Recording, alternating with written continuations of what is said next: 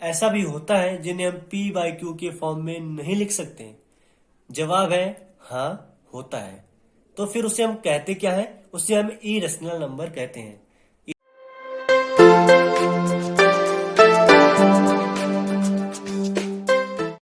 So hey guys, welcome to confidential study. आज हम बात करने वाले हैं एक्सरसाइज 1.2 के इंट्रोडक्शन के बारे में।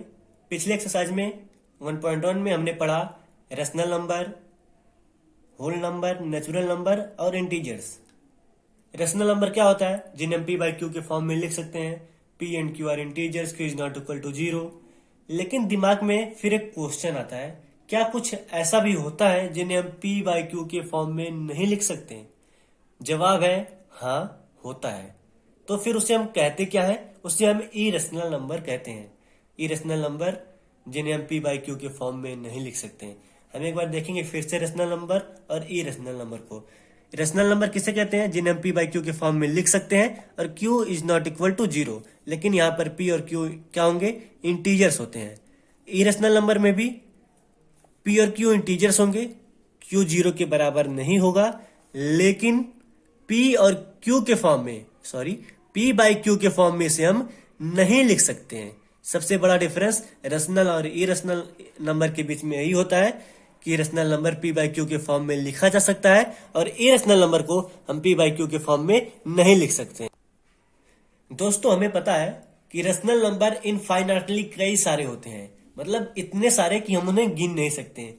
तो क्या इरेशनल नंबर के साथ भी ऐसा कुछ होता है? हाँ, इरेशनल नंबर भी कई सारे होते हैं, इनफाइनाइटली होते हैं, हम उन्हें भी गिन नहीं सकते। इरेशनल नंबर के हम कुछ एग्जांपल देखते हैं।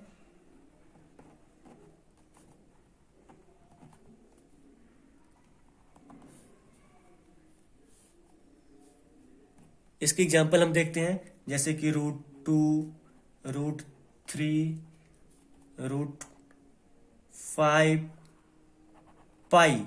पाई आप लोग को पता होगा, जिसकी वैल्यू 22/7 के बराबर होती है। ऐसा माना गया है, लेकिन ये एग्जैक्ट वैल्यू नहीं होती है। इरेशनल नंबर का हम एक बार डिफिनेशन लिख सकते हैं। क्या होगा? A number which can not be written which cannot be written in the form of p by q, where p and q are integers and most importantly q should not be equal to 0।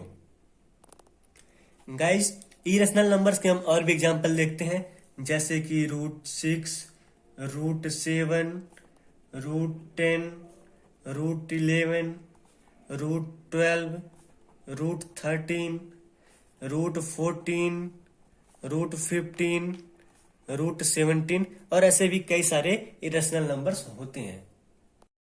Guys, चलिए अब एक bag लेते हैं। Bag घर में से नहीं लाना है, बस समझिए। एक बैग लेते हैं, मन में समझिए, मन में एक बैग लेते हैं हम। चलिए हम बैग बना लेते हैं एक। सपोज ये एक बैग है, इसमें क्या भरे हुए हैं? रेशनल नंबर्स भरे हुए हैं।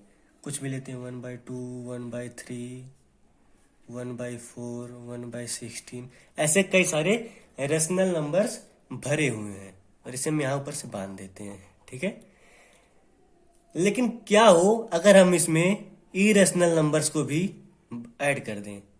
इरेशनल नंबर यानी कि √2, √3, √10, √11, ये ऊपर जितने भी नंबर्स हैं, इस तरह के नंबर्स को अगर हम इसमें ऐड कर दें, यानी कि rational number plus irrational number एक बैग में आ जाए, तो इन्हें हम क्या कहेंगे? इन्हें हम कहेंगे रियल नंबर। इन्हें हम कहेंगे रियल नंबर। तो रियल नंबर का हम एक डिफिनीशन देख लेते हैं। रियल नंबर क्या होता है? Collection of all rational and irrational numbers is known as real number. Real number के अंदर सभी के सभी नंबर्स आ जाते हैं। तो हम डेफिनेशन यहां देख लेंगे। रियल नंबर का collection of all rational and irrational numbers is known as real number. Example जैसे 1/2, 1/16, 3/4, ये सब इरेशनल नंबर्स हो गए। इरेशनल नंबर्स के एग्जाम्पल कुछ √2, √17, √15 एक्सेट्रा। अब हम देखेंगे इरेशनल नंबर को कैसे नंबर लाइन पर रिप्रेजेंट किया जाता है। इसे हमें प्रूफ भी करना होगा, लेकिन उसे हम क्लास 10th में करेंगे, क्योंकि क्लास 9th में हमारी औकात से बाहर है। माफ कीजिएगा, औकात से बाहर नहीं, वो हमारे सिलेबस में नहीं है। तो इसलिए हम अभी के लिए बस उसे नंबर लाइन पर रिप्रेजेंट करना सीखेंगे। एग्जाम्पल लेते हैं √2। उसके लिए हम एक स्केल की हेल्प से एक नंबर लाइन ड्रॉ करेंगे, उसमें मार्किंग करेंगे 0 का। लेकिन इससे पहले हम आपको पाइथागोरस का कुछ बताते हैं, पाइथागोरस थ्योरम से रिलेटेड। जैसे कि हम लोग को पता है AB² plus BC² equal to AC² होता है। यानी कि base square plus perpendicular square equal to hypotenuse square. लेकिन हमें √2 लाने के लिए क्या करना होगा? हम इसी पाइथागोरस की हेल्प लेंगे, पाइथागोरस थ्योरम की हेल्प लेंगे। अगर हम √1 का स्क्वायर प्लस √1 का स्क्वायर इक्वल टू AC² करें, यानी कि AC यानी कि हमारा हाइपोटेनस है, यहां पर हो जाएगा √1 का स्क्वायर प्लस √1 का स्क्वायर इक्वल टू AC। यानी कि इसे हम लिख सकते हैं √1 + 1 इक्वल टू AC, यानी कि AC equal to √2। AC equal to हमारा √2 आ गया। अब अगर हम इसे राइट एंगल ट्रायंगल में देखें, तो अगर एक राइट एंगल ट्रायंगल बनाते हैं हम, तो यहां पर क्या होगा? हमारा बेस कितना था? 1, परपेंडिकुलर कितना था? 1। तो हमारा ये हम लेते हैं ABC, तो हमारा AC की वैल्यू कितनी आया है? √2। यानी कि अगर हम बेस 1 यूनिट लेते हैं और परपेंडिकुलर 1 यूनिट लेते हैं, 1 यूनिट का मतलब क्या होता है? यहां पर देखते हैं हम 1 यूनिट। 1 यूनिट का मतलब 1 सेंटीमीटर, 1 मीटर, 1 मिलीमीटर, कुछ भी हो सकता है। लेकिन जो हमारा साइड होगा वो हर जगह इक्वल होना चाहिए। अगर हम 1 सेंटीमीटर ले रहे हैं, इसे 1 सेंटीमीटर ले रहे हैं, तो ये भी 1 सेंटीमीटर होगा। अगर इसे हम 1 मीटर मान रहे हैं, तो हमारा परपेंडिकुलर भी 1 मीटर ही होगा। इसे हम 1 किलोमीटर भी मान लें अगर, तो हमारा परपेंडिकुलर भी 1 किलोमीटर ही होना चाहिए। यानी कि अगर base is equal to perpendicular है, यानी कि या फिर बोले तो हर साइड अगर हमारा बराबर है, तो उसे हम बोल सकते हैं 1 यूनिट है वो। तो अगर हम किसी भी डिस्टेंस को अगर 1 यूनिट हम मान सकते हैं, वो किसी भी यूनिट में हो सकता है, मीटर, सेंटीमीटर। तो 1 यूनिट हम लेते हैं, हम 1 यूनिट मान के चलते हैं 1 सेंटीमीटर को। ठीक है, तो हम क्या करना है, हमें 1 सेंटीमीटर का पहले 1 यूनिट का हम एक डिस्टेंस लेंगे और फिर इसे हम नंबर लाइन पे शो करेंगे। फिर क्या करेंगे, हम परपेंडिकुलर इसके एक और 1 सेंटीमीटर का डिस्टेंस लेंगे और फिर इसे यहां कर देंगे, और फिर इसको यहां 0 से इसके परपेंडिकुलर के टिप को मिला देंगे और इसको नाम दे देंगे सपोज OAB। तो हमारा OB इक्वल टू क्या होगा? ये होगा हमारा हाइपोटेनस। ये होगा हमारा हाइपोटेनस। तो हम इसे हम नंबर लाइन पे कैसे लाएं? हमें पता हो गया ये हमारा 1 यूनिट है, ये 1 यूनिट है, ये √2 है। इसे हमें नंबर लाइन पे लाना है, यानी कि इस लाइन पे लाना है। तो हम कैसे लाएंगे? कुछ नहीं करना है, हमें लेना है बस एक यंत्र, और इस यंत्र की मदद से हम √2 को यहां से यहां लाएंगे। तो हमें सिंपली क्या करना है, हम अपने पेंसिल को या पेन को इस यंत्र में लगाएंगे। उसके बाद इस O पॉइंट पे इसे रखेंगे, इसके नीडल को, और इसके डिस्टेंस को हम B तक नाप लेंगे।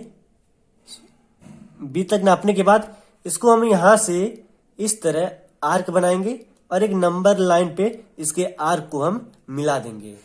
और फिर इसको मिलाने के बाद हमारा जो नंबर लाइन है √2 का वो तैयार हो चुका है, क्योंकि ये जो पॉइंट होगा वो हमारा √2 का नंबर लाइन होगा। चलिए एक और एग्जांपल लेते हैं √3 का।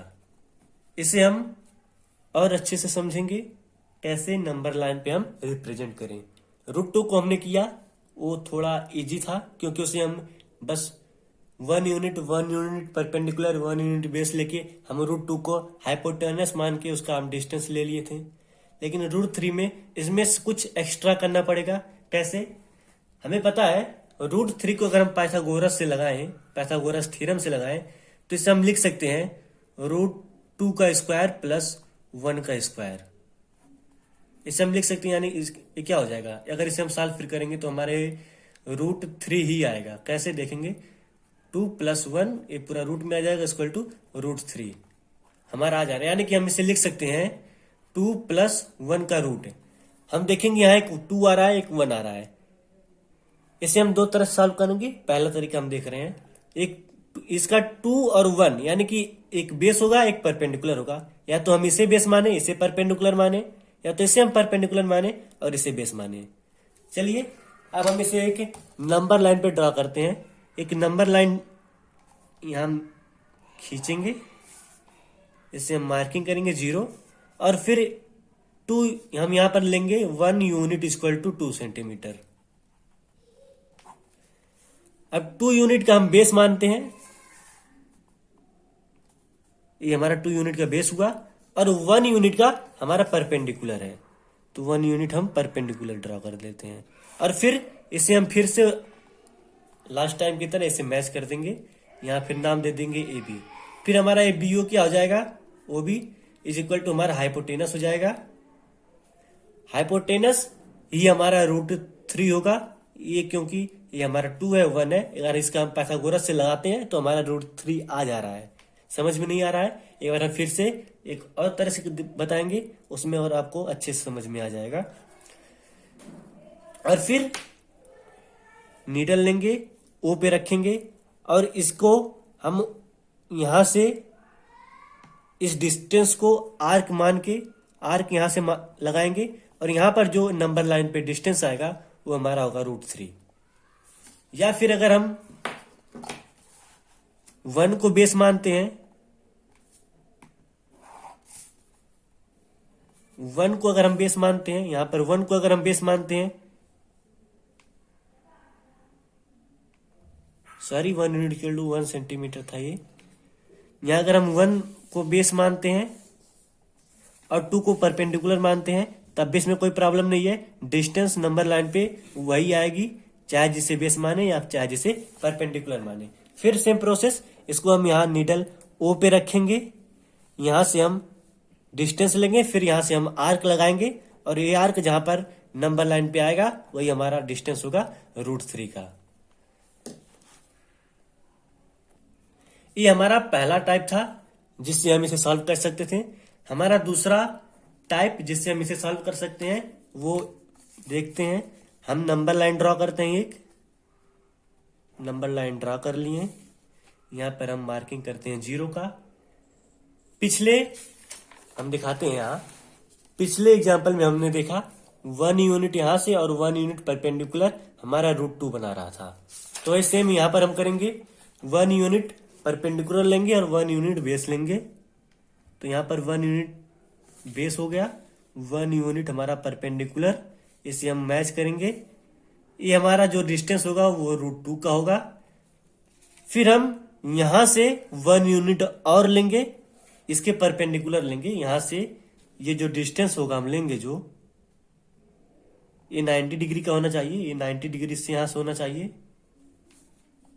इस √2 के बेस को √2 को बेस मानेंगे और यहां से 1 यूनिट का हम क्या लेंगे, परपेंडिकुलर ड्रॉ करेंगे और फिर इसे हम यहां से मैच कर देंगे और फिर जो इसे नेम दे देंगे ABC और फिर जो ये OC होगा ये हमारा √3 होगा। फिर क्या करेंगे, पिछले की तरह ही यहां से हम लेंगे और C तक की डिस्टेंस नापेंगे। उसके बाद हम इसे इसकी मदद से यहाँ आर्क लगाएंगे और फिर जो डिस्टेंस होगा वो हमारा √3 होगा। होप गाइस ये आपको समझ में आ गया होगा। अगर आपको समझ में नहीं आया तो आप कमेंट कर सकते हैं, हम अपने आप को और इम्प्रूव करने की कोशिश करेंगे आपके फीडबैक के बाद। तब तक के लिए thank you, keep watching and subscribe if you are new.